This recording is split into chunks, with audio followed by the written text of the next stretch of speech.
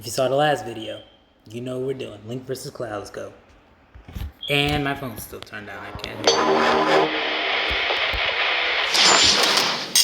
Oh, for context, I've never played Final Fantasy. I thought about getting it, but then it's like, I don't really like the series that much, so why get the remake? The remake did look beautiful though. As for Legend of Zelda, I played it like occasionally when I was over. I can't talk. When I was over at my friend's house, I played it occasionally. But my Kitsube of the South, if you know him, I'll leave a link to his channel down below. There you go. There you go. He says Cloud wins easy. So let's see. Link, the courageous and determined hero of Hyrule. Cloud Strife, sword-swinging, spiky-haired Sephiroth Slayer. Each are powerful warriors in their own right, but in a fight to the death, which one will win? He's Wiz and I'm Boomstick. And it's our job to analyze their weapons, armor, and skills to find out who would win a death battle. Wait, I forgot. Didn't Link technically slice the moon in half? In the land of Hyrule was a hero so great, even a goddess favored him. Destined to wield the Triforce of Courage, he fought for his people until his dying breath. Moreover, he was chosen to be reincarnated through time to continue defending against evil. This hero's name was Link. Since Link's spirit had been reborn over and over, Link is 4'10". Oh. Huh. technically that means most Links are kind of the same guy. It's a real link to the past. Which is probably why he's so skilled with tons of different weapons, like his Hylian shield, and of course, the Master Sword. The Master Sword is no ordinary blade. Infused with sacred energy, it is evil's bane incarnate, capable of destroying magical barriers, dispelling curses, and slaying immortal monsters. But nothing's more badass than its laser beams and skyward strike. He can even charge it with lightning. You like that, like? Link's carried hammers, clubs, spears, even boomerangs, and his talent with a bow is second to none. He has fire, ice, and shock arrows, and his light arrows possess holy magic. But the ancient arrows instantly consign foes to oblivion, appearing to either transport them to another dimension or crush them into nothingness. And these souped-up weapons have come in handy. Link's had his fair share of tussles defending the world from foes like Ganon, Vati, and Majora. Link has survived rolling through lava and, while wearing the Golden Gauntlet or Titan's Mitts, been strong enough to lift stone weighing well over 10,000 tons. And the Force Sword lets him split up into copies of himself. Talk about multitasking. With the Ocarina of Time, Link can summon storms, teleport across the land, and even travel through time with song. But some of that doesn't hold a candle to the Sheikah Slate. That thing can set remote bombs, move objects magnetically, and totally stop time for things. And it can summon his Master Cycle Zero. Motorcycles are all well and good, but his sailcloth is certainly a more elegant way to move around. So he's got a lot of cool stuff, but sometimes he's got to get sneaky about it. While he may be tough, Link can't always win fights with brute force. His claw shots are perfect for maneuvering around the environment, and his magic cape can turn him invisible. I can think of a lot of ways that would come in handy. Well, let's see. Dummy. Dummy. Ha, got ya. You know, Link's weapons are very effective against sassy robots. Ooh, you can't see me coming now, can you? Ha! Hey, why didn't you get hit? Right, the magic cape also turns Link intangible. Huh. Well, guess there's no punch line. Anyway, did you know Link's fast enough to roll away from BMOS lasers? Which are actual light beams. They burn things, move in a straight line, and the guide says they're lasers, so there. As you can see, Link can dodge this laser at the moment it's fired. Given the distance between the two and the time frame, he would have to be moving 2 feet in just under 2 billionths of a second. About a tenth the speed of light. Now that's a reason to say, excuse me, princess. Because if he didn't, no one would get out of the way in time. But one item Link has isn't simply a mere vehicle to increase his speed or strength. The Triforce of Courage, a holy relic that offers mystic power to its bearer, including protection from transmutation. He's got some other spells too, like for shielding and healing, and his fairy spell lets him literally just turn into a fairy.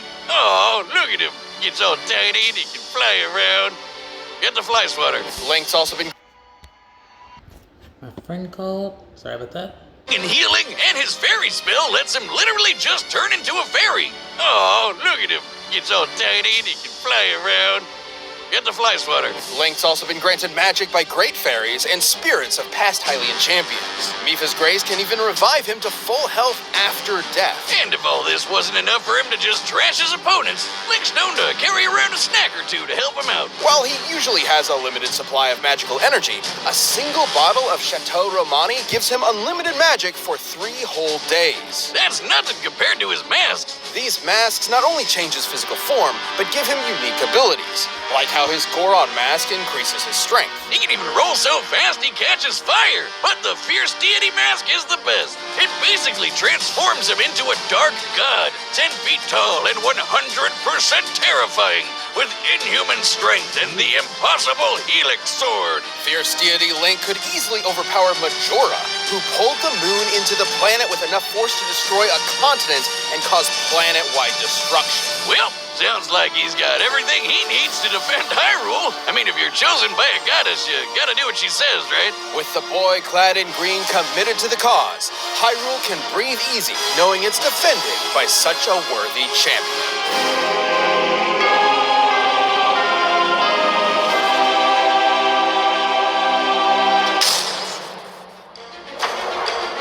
On the planet Gaia, run by the Shinra conglomerate, one young man wanted to be a strong protector of others, just like his hero, Sephiroth, the elite member of Soldier. This was Cloud Strife. The troops of Soldier are awesome. They get badass paramilitary weapons and get to cast magic from materia. Materia is a byproduct of the life stream, an energy source that runs through the world. Green materia casts offensive spells, blue's for supportive spells, and yellow has commands. But red's the most powerful, because they can summon giant monsters. No wonder Cloud wanted to be a part of Soldier so bad. I'd want to too if I could have a giant dragon god as a pet. This is Bahamut Fury, among the most powerful summons in Final Fantasy history, capable of annihilating a moon, a feat worth over 140 exatons of TNT. Which Cloud totally survived after he made it into the Soldier program without any problems whatsoever. Nope, none at all. Is this too much foreshadowing? Cloud's time as a soldier mercenary was, well, it never happened. Despite his own memories saying otherwise, Cloud actually failed to join the program at all. Alright, bear with me here. See, Cloud had a friend, a first-class soldier named Zack Fair. They went through a bunch of wacky adventures together, then got kidnapped by some weird cultists who injected them with alien DNA and Mako energy that supercharged them. It's a long story. Time and time again, Zack came to Cloud's rescue. Until one day, a rescue would be his final act. But before he fell, he gifted Cloud his big old Buster Sword. Hey, what's a sword between bros? Especially when Zack had been there for Cloud so much in the past. Like how Zack was the one who helped Cloud adjust to the fact that he had never become a member of Soldier. Or how Cloud hadn't been the one who took the moon exploding either. That was Zack all along. Cloud's own history had affected him so much that he unintentionally took Zack's as his own. Jeez, sounds like he needs to do some heavy self-reflection. Zack all along. Cloud's own history had affected him so much that he unintentionally took Zack's as his own. Jeez, sounds like he needs to do some heavy self-reflection. Cloud struggled with confidence ever since he was rejected from the Soldier program. That, combined with the trauma from being kidnapped, experimented on, and watching his best friend die, fractured his sense of self. You know, Cloud not being who he said he was reminds me of someone, Wiz. What are you talking about? You know, like how you faked your identity to avoid paying all those student loans and Homeland Security is still looking for you and... Hey, did you know, despite how the game works, Cloud can use materia without a weapon? Isn't that neat? Anyway, realizing his memories were faulty sparked Cloud's journey of self-repair. Though he had failed to become part of Soldier, he probably shouldn't have, because he's been in many fights just as, if not more impressive than those of Zack's resume. Remember that awesome dragon? He beat him! Bahamut's super strong, but also fast enough to fly between planets in seconds. Hell, Cloud can even fly too! I guess. More like he's able to jump hundreds of yards up and hang in the sky and lunge around.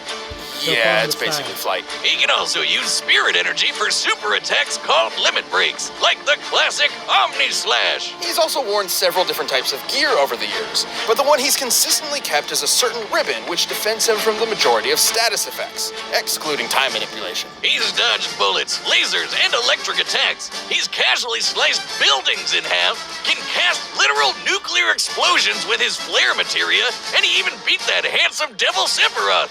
I don't know how Sephi survived being impaled by a sword that's literally wider than he is, but Cloud got to kick his ass multiple times. Even coming face to face with Sephiroth's ultimate attack, Supernova. Along the way, Cloud also destroyed Shinra. That's one way to get back at the folks who refused to hire you. Oh, and he got an even cooler sword, too. Get rid of that sentimental Buster sword, Buster, because the Fusion Sword isn't here to play. With the Fusion Sword came a new Oh my goodness. version of Cloud. One who'd worked hard to resolve his personal issues and overcame any foe, mental or physical, in his way. So all that, on top of beating Sephiroth 3 whole times, proves Cloud puts up one hell of a fight. Despite Cloud's frustrating start as a young man with unattainable my dreams, goodness. he grew up to become far more than he could have imagined. After saving the world more than once, Cloud Strife deserves the hype. Stay where you belong. In my memories. Okay, so who do I think is gonna win? I have no idea. I actually have no idea. I'm gonna go with Cloud. Just because Kitsube says Cloud, let's go with Cloud. All right, the combatants are set, and we've run the data through all possibilities. But first, if you want to last as long in bed as Link and Cloud do fighting gods, check out Blue Chew. But it Just with one of their licensed medical. time for a death battle!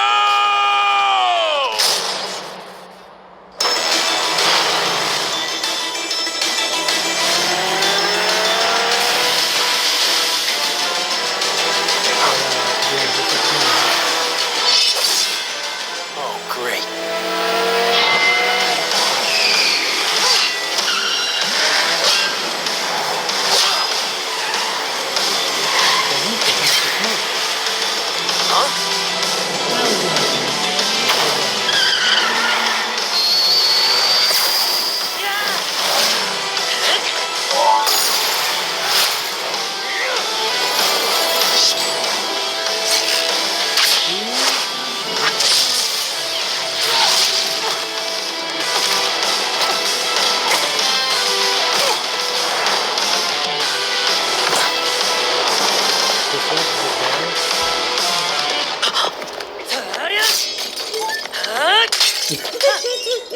Excuse me?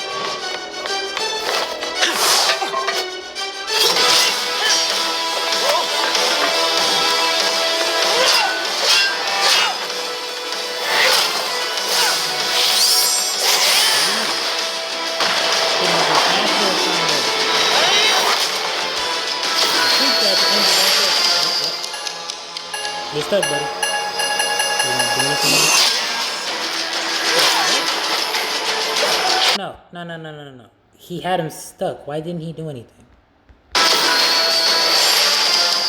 Oh, Cloud did the same thing. Okay.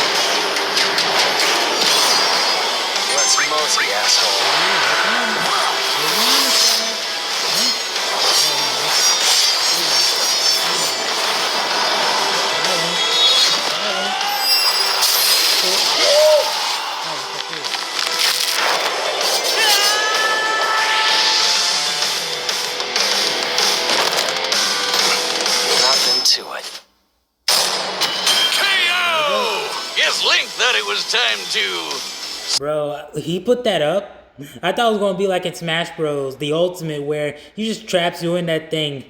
I thought that was gonna happen, man. That was. Split! Too soon? Yeah. Link had an incredibly versatile arsenal available to him, given the abilities he had from his various weapons and masks. And with stuff like the Sheikah Slate and Ocarina, the guy had so much to throw at Cloud that he could have easily gotten overwhelmed. Even with that against him, Cloud could match much of Link's arsenal with both his materia and superhuman ability. Link may have won a few fights with his time stop, but so would Cloud. For our purposes of determining who would win the most often, these essentially cancel each other out. Link's Master Sword and Triforce of Courage helped him counter some of Cloud's materia. Like, he wasn't getting turned into a toad or anything. But Cloud's Ribbon could do a lot of the same, especially against those fire, ice, and shock arrows. Since both had multiple ways to counter each other's more magic-based moves, and both had incredible healing spells, this really came down to their baser abilities. Like how Link dodging lasers put him at 1/10 the speed of light, but Cloud kept up with Bahamut, who flew between planets in 12 seconds. Since this looks like Neptune, and considering Gaia is a stand-in for Earth, the distance between them would be 4.3 billion kilometers. To travel that distance in 12 seconds means Bahamut Fury flew at least 1,200 times the speed of light. So while Link was smart, had more experience, and has fought foes faster than him before, Cloud could literally run circles around him without him noticing. Link's strength and power were nothing to scoff at, especially when scaled to Majora pulling the moon into a planet and destroying a continent. That would take an energy equivalent to over 60 exatons of TNT. However, Cloud was strong enough to endure similar attacks and return the favor in a devastating way. Like how he survived Sephiroth's supernova attack. Guidebooks confirm that the supernova is a blast that destroys dimensional space. Technically, it occurs in another dimension where the entire solar system is annihilated, with Cloud standing right there. It sounds crazy, but this means he can literally survive a sun exploding in his face. I mean, it really messed him up, but still, it's a goddamn sun. Link's never had to deal with something of that magnitude before. The hero of Hyrule put up an admirable fight and could certainly win in a few different ways, but Cloud's speed, strength, and powerful limit breaks meant that, more often than not, his victory was assured. Link tried Force, but against Cloud, he had no way out. The winner is Cloud Strife. There you go, Kitsube. You were right. That's the first half of our 10th anniversary season. Death Battle will return later this year, but in the meantime, check out the all-new DBX and the debates we're having over in the Death Battle cast. Thanks for watching.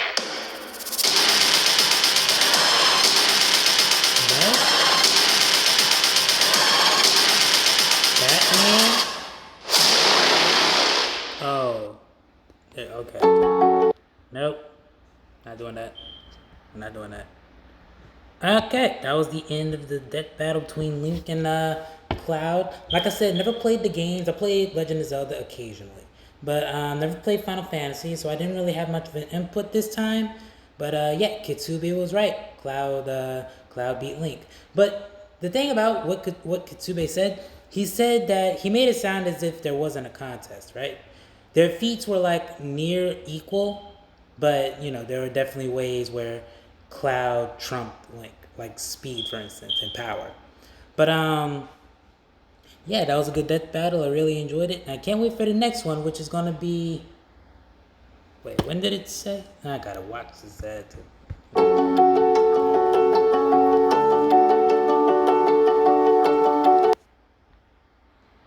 Move, cartoons.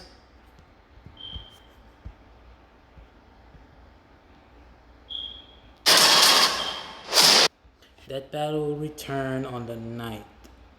December, November, October, September? That's a couple months away, man. It's 3 months away, man. Well, whatever. That was it for this season of Death Battle, I guess. But yeah, that's it for me. I'm gonna catch you guys later.